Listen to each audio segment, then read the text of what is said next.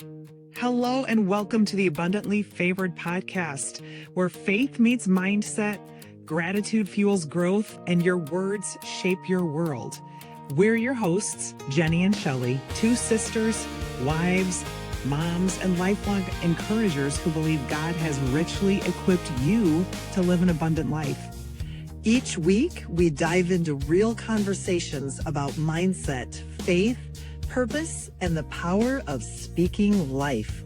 Whether you're in the car, on a walk, or curled up with coffee, consider this your weekly dose of encouragement. Abundantly favored, walking in grace, carried by mercy, held in His place. Abundantly favored, chosen and free, overflowing with love for all to see. Hello. Oh my gosh. Welcome back, friends. We were are so just glad having a you're here. moment. Yes, we were. We'll see if we'll Oh, share my it with you or goodness. not. It was so funny. Yes, we'll see. Yes. Welcome. Okay, so we typically start off with the Bible verse, and we're actually going to mix it up a little bit. Why not? Yeah. Tell them what we're doing, Shell. Well, instead of a Bible verse this week, we are going to go with one of our very favorite quotes from a favorite saint. See if you can guess who the saint is. It says, "If you want to change the world, go home and love your family." I love that. I'm not going to keep you guessing any longer. That is from Saint Teresa of Calcutta, or otherwise known as Mother Teresa. Yes. So we're going to talk about that kind of thing today. Our title this week is The Words We Grew Up With and Why They Still Matter. Right, Yes, and I love that because, okay, so what is normal for us, like we grew up one of 6 kids. I think we told you that, right? Shelly's number 3, I'm number 4 in the lineup. But most people haven't grown up with that big of a family. So we want to share a little bit about what it was like growing up in Chaos. But before we get A into little that, I have to share too. So the town we grew up in, Belmont, Iowa, we were not the biggest family. Actually, we weren't by a long shot. So there was another family in the community. They had 14 kids. So it was kind of almost like they'd be like, "Oh yeah, the Baileys with 6 kids," but then the Benettis. So Yes, good they had Italian 14 family. kids. Yes, they were. We absolutely love the Benettis. And so we were considered small compared to the Benettis, but I think we were the next biggest one. There were tons of families that have 4 kids and whatnot. So if you've Right. always wondered what it would be like to grow up in a big family, we're going to share some stories. Yes, we are. And we hope this does not discourage you from having a large family if you'd like to have a Yeah. large family. But So- for us, I kind of half jokingly said that it was chaos, but there were a lot of moments of chaos, but there were also a lot of moments of love. And for us, it was just a totally normal environment. We didn't realize that growing up and the responsibilities you have growing up in a large family really do shape who you are. And so we're just going to share a few stories from back in the day and what we remember, and how God was weaving, or we were being kind of woven. I don't know if that's the right thing to say, but God was the fabric of our life and our church community and all of that. I make it sound like we were in some kind of weird cult that was. I'm not saying that at all. Yeah. But Okay. go ahead, Jen. You Yeah, start well, sharing some stories I here. want to share a key memory. So there's a 17-year age gap between our oldest brother, Chris, and our youngest brother, Joey. Of course, I still Yes. call him Joey. Baby but Joey, who's like in Joe. his 40s now. Yeah. Yeah. Is he 40? So yeah, he was born in Okay. 83. So Okay. Jenny's good with the numbers. yeah, he was born. So Shout he's out like to he'll be 43 Baby this year. Joey in his 40s. Yes. Yeah. So, okay. So anyway, I still remember, so we lived in this old farmhouse, out in the middle of nowhere. We were like 12 miles from the town we went to school in. But I remember we were in the kitchen. Mom and Dad pulled us into the kitchen and they're like, we have an announcement. It's like, okay, this will be cool. And they're like, we're going to have another baby. And I remember immediate joy thinking, oh my gosh, this is going to be awesome. And our oldest brother, Chris, his instant response was, what? Are you kidding me? Because he was 16 at the time.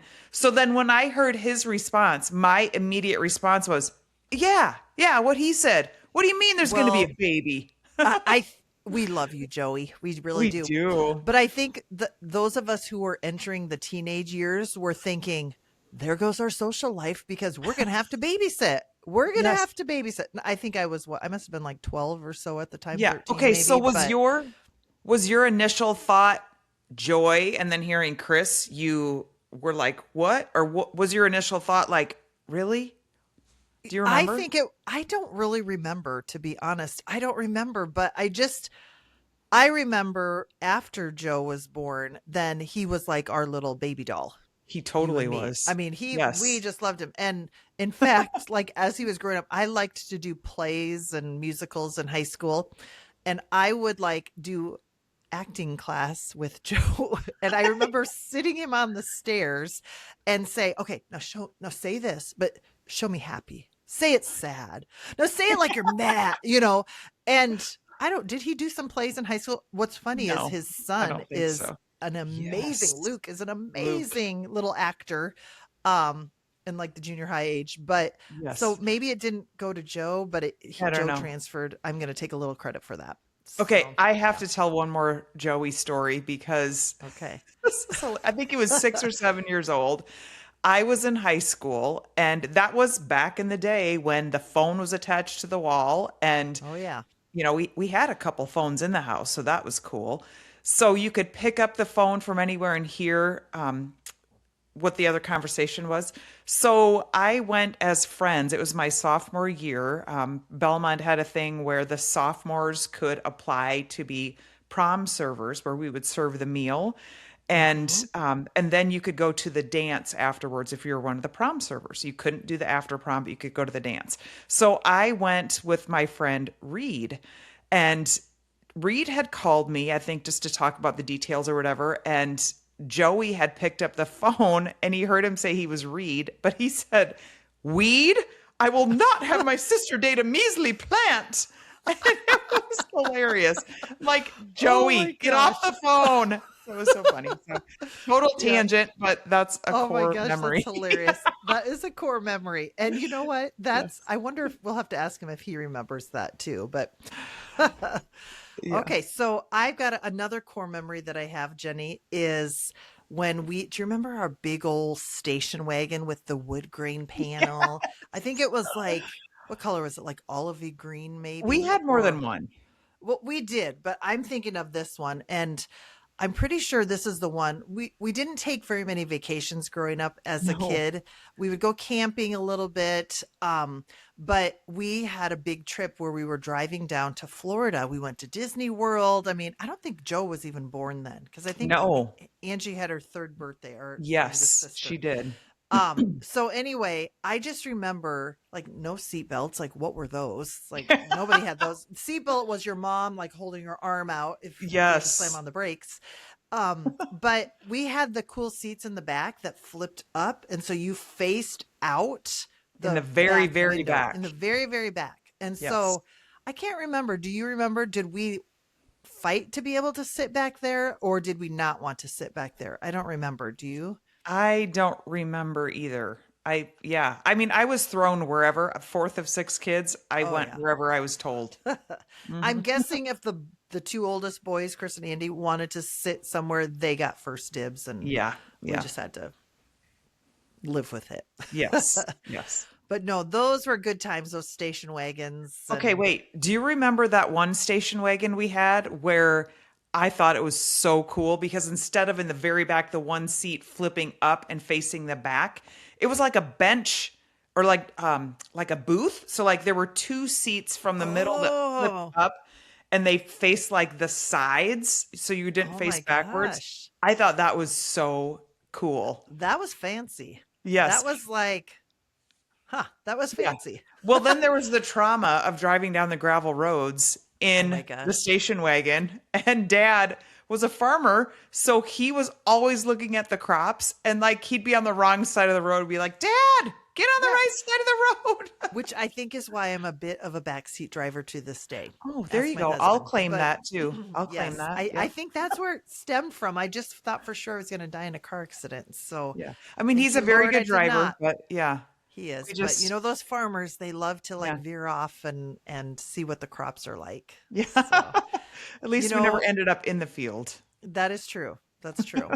I will say, you know, another kind of core memory growing up is us kind of being little bratty kids where, you know, being What? part of a big family. And there were certain phrases that our parents said over and over. And we're kind of talking today too about the words that you heard as a child can shape your life. And sometimes it's for the good, for good, but sometimes we hang on to words that maybe we shouldn't hang on to from our childhood. But I'm going to Mm. give you an example of kind of a good thing, I guess. At the time, we didn't think so, but you know, we grew up on a farm, and so we had to do farm type chores, especially in the summer. We had to do something Mm. called walking beans. Anybody from the Midwest or farm family, you know exactly what I'm talking about. We had, you know, bottles of chemicals, and we had to Mm. literally walk through the rows of beans and spray the beans. And I remember complaining so much and being like, why do we have to do this? Other families don't have to do this. And mom's catchphrase was always,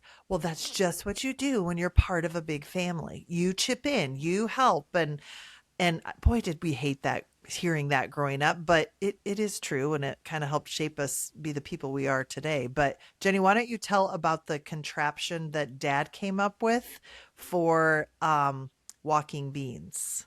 Do you want to tell them about that?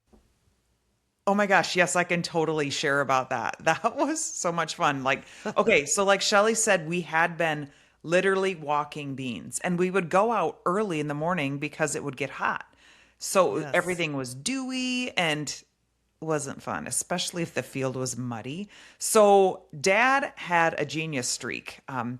He took like this huge metal beam and he welded it to the loader of a tractor, or I don't know if he welded it. Sorry, Dad. I don't know what you did. But he did weld like school bus seats, like 3 school bus seats onto it. So then we got to ride beans. It was Ooh. so incredibly cool. But the crazy thing is, of course, no seatbelts. So when we would leave the farm, we would have to drive in the tractor to the field that we were walking or riding beans in, and literally he would fly down the gravel road and Oh just yeah. he would, you know, raise up the loader. So we were tilted back a little bit, but I cannot even imagine allowing my kids when they were young to do something like that. But it was pretty And we cool. live to tell about it. Yes. Okay, Shelly, you do a really good job telling the story about how like if we missed, Oh like we still gosh. had the spray bottles.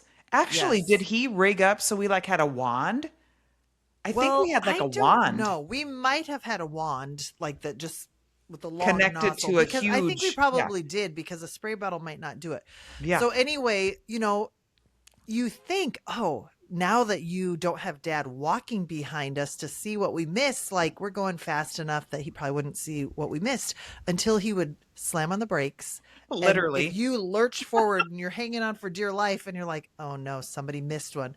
And so we'd all turn around and look at our dad to see who it was going to be. And from the cab of the tractor, he'd be pointing like, you After he know, reversed. after he reversed, like Uh-huh. he could tell because it wasn't wet And and he could shiny. tell. So then if you got jerked back, you know, backed up, you got pointed at and you had to spray it. And that was never fun, because it was so funny. We'd all kind of turn around and look like, who is it Who this did it? time? Who did it? Who's causing us to have to reverse? But Yes. yeah, it was actually so much better, if I can even say it was better. But it really was, because like you said, Jenny, it was so, we would get up. I think he'd wake us up at like, I don't know, 5:36 in the morning. Hmm. And it was so wet because there was so much dew, and your shorts would get all wet and your tennis shoes were all wet. So this was living high on the hog, I guess. Yes, absolutely. And speaking of what we talked about, words that were said or that we heard growing up, that's just what you do when you're part of a big family. What about the garden? Do you remember the Oh, garden? Yeah. I Yeah, try how could not you not? to. Okay, this Yes. garden, okay, a lot of times people think, "Oh, garden, here's your nice cute little garden." No, we had a huge garden, Massive. massive, like, and mom would can and freeze, and so our job was to weed the garden. And I will Mhm. tell you what, initially I absolutely loved it. I thought it was so much fun. There was so much excitement when you saw the plants sprout through the earth.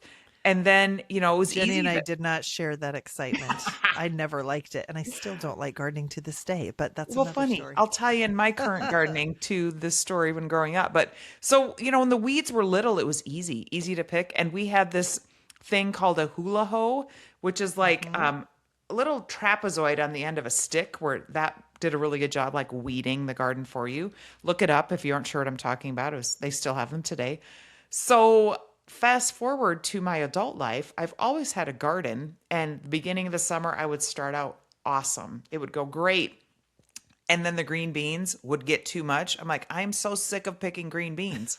So then usually by beginning of August, the weeds have taken over and everything. So Hmm. much so that last year I think I planted maybe I don't even I planted flowers. Like my friend Rebecca gave me tubers of dahlias, and that's what I planted. I may have had a tomato plant or two as well. Yeah, I think I did. But that is so not like me. But I'm to the point where I'm like, I'm over this.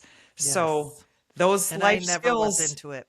yeah, Hmm. yeah, Yeah, I think, Jenny, when you were weeding the garden, I would sneak off. Remember that front porch we had at our really old house? yes, And I would make up plays and do songs and dance of and pretend course you like did. I was Of course you on a did. stage somewhere. Of course I did. So maybe had I just played in the dirt a little more, I would have grown to love Maybe, it. But maybe. I don't Always know. living in La La Land, Shell. I Jeez. was, yes. Okay, so another thing that I remember mom specifically saying this a lot, God will provide. So Yes. you can imagine being in a big family. Um, there were six of us, right? And money was super tight. And mom always said that she's like, God will provide. And God always did. We always Hmm. had food to eat. We always had clothes to wear, a warm bed. We had everything we needed. And I mean, we knew that our classmates had more than we did, but it didn't really matter because what are we going to do about it, right? And Right. we were happy. We were loved. We had faith in our home. And Yes. it was pretty cool. I agree. And I'm going to go back to the work on the farm. It sounds like Oh, they were slave drivers, and they weren't. I mean, we had tons of time to play and do all of that stuff. But yeah. the one thing that we did learn, my parents, like, they were around the farm a lot. And so if they would leave to go somewhere, it was like a major event. It's like, whoa, all right, they're gone. Woohoo, we're in charge. Well, mom would always leave a list of Mm, like, hey, we're part of a big family. We have these chores that need to get done. Saturday mornings were kind of our big cleaning day, clean the bathrooms. We all had kind of a list. Well, being the kids that we were, we'd mm. always ask, well, what time are you guys going to be home? And, let's say it was going to be 5 o'clock that night. And we were all old enough to stay home by ourselves. It's not like they Yeah. were leaving toddlers or something. Um, but I remember none of us would do any of the work. We would play outside and we would watch TV. We would eat snacks. I mean, we just kind of were loving it until like one of us would realize, oh my gosh, it's probably almost time for mom and dad to get home. So we had a really long, not a driveway, but the road we lived on, we were only like one of two houses. Was it just ours and that little white house on the corner, I Yeah. think? Yeah. Yeah. And so whenever they would turn the corner, it was probably a mile, half mile, something like that for them to drive down. And then they were at our house. So we would send somebody down the road to see if they were coming And and see the dust flying. to see the dust flying, to know how much time, like the list of chores we thought we were going to get done in a half-mile stretch of them driving down the road. But that's just how we worked. So in order to help us speed up and like really get moving, we would pretend like the president was coming over to our house. And so we had to like get on it. And one of us would yell from the yard, the president's coming, the president's coming. And so we'd all like get into, clean mode. And it's amazing how much you can clean in like 3 minutes, because I think that's the time we allowed for ourselves when we had all day to do it. Yeah. And sometimes we wouldn't necessarily be watching for them to be coming down the road, but we knew they were coming home soon. I mean, this was Mm-hmm. before cell phones and everything, so it's not like they were like, "We're on our way home," or Life Right. 360 to track them. Boy, that would have been nice. Right. So literally, like sometimes it's like we'd have a huge list, and in 15 minutes, even we would get done all of Oh, it. yeah. So It was great. It was fun. And I don't know if maybe they'll listen to this and our parents and say, "Oh, you guys did that? I didn't even know that." But I don't know. We probably no, didn't hide it very no, well. We were probably beads of no. sweat. I They don't know. didn't do that. I mean, I mean, Oh, sure, Jenny. No, not at all. Not at that is all. so funny. So, the garden I was talking about, God would provide because we did. We grew a lot of our own vegetables, and we would always freeze sweet corn. And another thing we always did is we would butcher chickens. Oh, that's a little traumatizing. I Yes. love it. That's why I brought it up. Do you guys want to know, the saying, I'm running around like a chicken with my head cut off? That is a real thing. And Yes. we had this husband and we raised chickens. So when you first get the little baby chicks, they're So adorable, cute. they're little, they're Yes. yellow, they're soft. And well, then very quickly they grow into these big honkin' white feathery chickens. And we had a husband and wife team, very no nonsense. They came in their truck and they had basically a system to butcher chickens and like Hmm. right in front of all of us. And so they literally like would grab a chicken and chop off the head and then they'd set it down on the ground and that chicken would run around without its head on. Like I'm like, how in the world?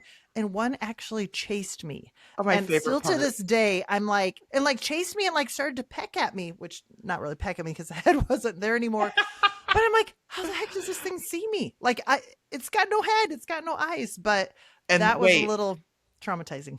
I What was did Jenny loving do? I was loving Jenny every laughed. minute of it. I laughed so hard. I think I cried. I was laughing so hard because Oh my Shelly's gosh. freaking out, screaming, running around our yard with this headless chicken chasing her. And I was like, it was so funny. Core Oh, memory. But hey, God core provided memory. chicken and good Yeah. memories. And I'm surprised I probably happily ate it actually because like revenge for Yes. me, but oh my That gosh, is yeah. so So funny. many good memories on the farm. And back to kind of our quote to Jenny of the day, if you want to change the world, so many people want to change the world, but they don't really know how. I love Mother Teresa's saying of just go home and love your family. And that's how, through the chaos, through the fight, we fought like cats and dogs Yes. as kids growing up. But I Yes. think the one common thread that reeled us back in was our faith. And, Hmm. we never missed mass. We always went to Catholic mass and, um, prayer was a part of our life. Our mom was part of different Bible studies too, some non-denominational ones as well. And that just it really was what was weaving throughout our whole childhood through the chaos. It kind of made me as a mom, I don't know about you, Jenny, when I was having our own chaotic moments at home with our kids or just life, it just made me realize that everything was going to be okay because I think we all turned out okay ish, Yeah, right? And ish. so Right. it kind of, but I know that it was our faith that guided us throughout those times that really held us in those times that maybe weren't as great growing up as well. Yeah. And I know like Shelly and I fully realize and we're aware that I mean we had a great childhood and we know not everyone did. And even if you had a great childhood, like our parents did the best they could with what they knew how, right?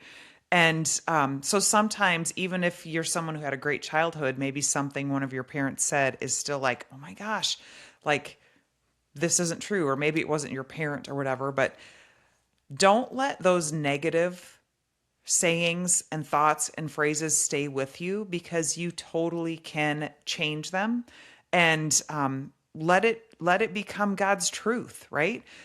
Shelly and I have both said stuff to our kids that were like, I cannot believe that came out of my mouth. Like it Hmm. happens, right? Right. But just we're going back to that. We talk about awareness all the time. So being aware of what was said when you were a child, positive or negative. You can tweak, adapt, and learn and grow from it. And if you've had situations where you've said stuff to, your friend, sister, parents, kids, whatever that may be, that's okay. You can be forgiven in that for sure. And maybe it was even something where you didn't even know that that isn't something that should be said, right? Right, right. I agree, Jenny. And I think as adults, it's easy to hang on to things like our childhood. We fought like cats and dogs as kids, like as Big time. siblings. And there were a lot of things that we said to each other, Jenny and I to each other, our brothers to us, that, were not very nice. But the thing is we had to realize, is that true? What they're saying about me, is that true? Well, no, it's not true. But everybody says things in the heat of the moment. And so I love what you said, Jenny, about how are you going to hang on to the things that were maybe said to you as a child, or are you going to put your faith in what God says about you? You are a beloved child of God. He loves you. And, how many times in the Bible does it says, do not be afraid, and I love you, you are mine, and over and over. And so those are the things that you need to remember and take to heart as well. And it may not even be something from childhood. Maybe it was literally last week or Yes. a couple years ago, something that is still sticking with you. Don't let that define who you are. Right. Ask God for guidance to help move past that and learn and grow from it. And, speak the words that God wants you to say about yourself. Kind of like we talked about before. God is our Father, and He loves us so much. So just being able to say the things that you would say to your own child with that abundant love, just knowing that's how God thinks of you and how He's talking about you. I love that. I Yes. love that. So one thing, Friends, well, yes. actually, Go so ahead. really quick. So in our book, the beginning, we kind of talked about the beginning part of our book right now. And after every chapter, we have these questions to ponder and take action items. And it's so fun to be able to reflect at the end of every chapter, or we think so anyway. Maybe you don't, but we didn't design that to be extra work for you. We designed it just to get you thinking and becoming aware. We're going to keep going back to that all the time. So just some things we want you to think about based on what this episode was like. So what are some phrases that you heard growing up? Like maybe jot this down as well. Or if you're driving, come back to this part and jot it down. Some phrases you heard. So what did you learn about yourself without even realizing? Because you'll want to reflect on that, right? And are those same thoughts still showing up today? Now, if they're positive thoughts and they impacted you well, that's great. If not, you have the ability to change them. Just the Holy Spirit will guide you. And remember, your brain believes what you tell it. So tell it the good things. Absolutely. And friends, if you found value in what you heard today, share it with your friends. Share it on your social media. Follow us on our social media at Abundantly Favored. Our website is abundantlyfavored.com. And like, subscribe, do all the things. And we really want to get this message out. We want to help as many people rethink their mindset and allow God, what God says about you, to enter your mind and exchange it for maybe negative thoughts you might be saying about yourself. So Absolutely. Hopefully you enjoyed learning a little bit more about what life was like growing up Bailey, one of 6 kids. And we will definitely share more with you on that too, because it's shaped who we are today. So thanks for tuning in, and we cannot wait to see you next time. And remember, you are abundantly favored. absolutely. Have a great week.